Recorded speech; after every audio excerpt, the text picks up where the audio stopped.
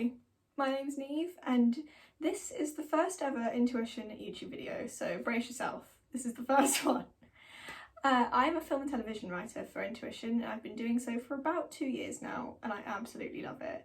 In case you've never heard of InTution before, we are a student-run academic journal. So we range from anything from environmental science to music to law to film, which is actually the best one, of course it is. If you're at uni and you're interested in writing or interested in making YouTube videos, our email's down below. Just drop us an email about what you study, what you want to write for us, and we can go from there. So you've probably gathered by the title of this video, I'm going to be talking to you about Ava DuVernay today. Last month, we saw the resurgence of the BLM movement after the tragic, unjust killing of George Floyd. People took the time to educate themselves, to really understand their privilege and to emphasise black voices.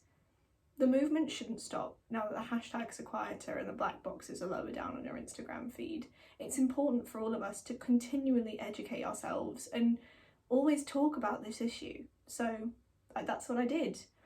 I had heard of Ava DuVernay for a long time. With new films coming out in the cinema every week, I never got around to watching her work, but the BLM movement, I sat down and I watched some. I watched 3 in particular.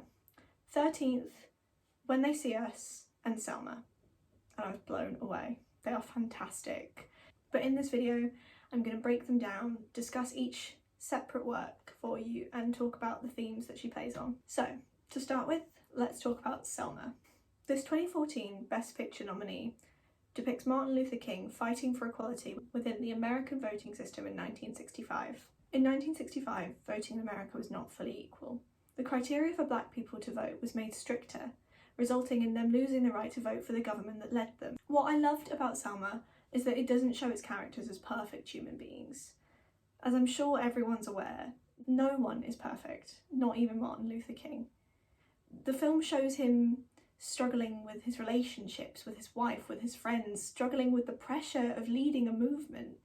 He's not perfect in this film. He lets people down, he's rude to his wife, and he's a human being. He's not worshipped. We see him at his lows, we see him at his highs, and I think it's a very honest depiction of a human rather than a sort of godlike figure. The film humanises Martin Luther King, and we see as well through a very honest lens. This film also highlights the hardships black people went through in their fight for equality. And let me tell you, it does not shy away from hard moments. They're hard to watch. They last for minutes, showing in detail how these people suffered as they fought for their rights. The film also sadly mirrors events that happened this year. Peaceful protesters marching for their rights, falling victim to the people who are meant to keep them safe. The film highlights that though we may have progressed, we still have a lot to work on, and we as a society need to continue to grow to stop these issues happening. Selma was fantastic. The cinematography, the direction, the performances were all stunning, and I really do recommend you go give it a watch. It's important, it's hard, but it's necessary. Now, moving on, the next on my list was the Oscar-nominated documentary 13th. DuVernay creates a chronological discussion surrounding the 13th Amendment and how, over time, this has been abused.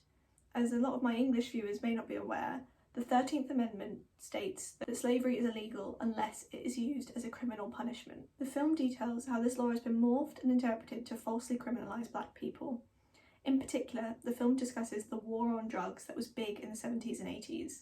This war on drugs was mainly used to criminalise black people and incarcerate them.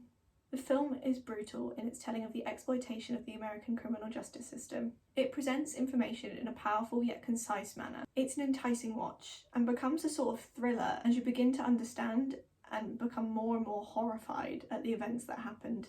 13th is a compelling documentary. One of the best films I've seen in years.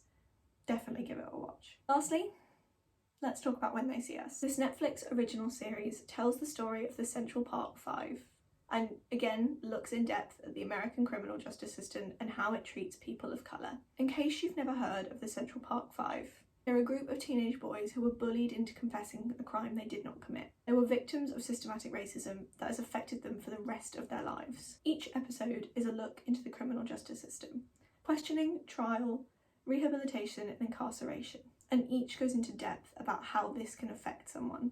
The acting from the young actors in particular was phenomenal. The raw emotion in their performances truly breaks your heart. Each episode felt as though it was a film in its own right. DuVernay captures the raw emotion these boys felt and carries it through the rest of the series. It's a compelling watch and an important one, and a great way for me to learn history that I otherwise wouldn't have known of. What I learned that I love about Ava DuVernay is her almost need to champion black voices and base her work in history rather than fiction. She uses her platform to educate and inspire, and for that, she is an inspiration herself. Her filmmaking is stunning. The direction is always sleek and drips with power and raw emotion. Her work always seems to draw me in. It makes me feel like I can't look away from the story being told to me on screen. I never once found myself reaching for my phone because I was so engrossed in the stories being told to me. Very few directors can do that. Very few directors can entice you in, focus you on the story. She truly is a wonder.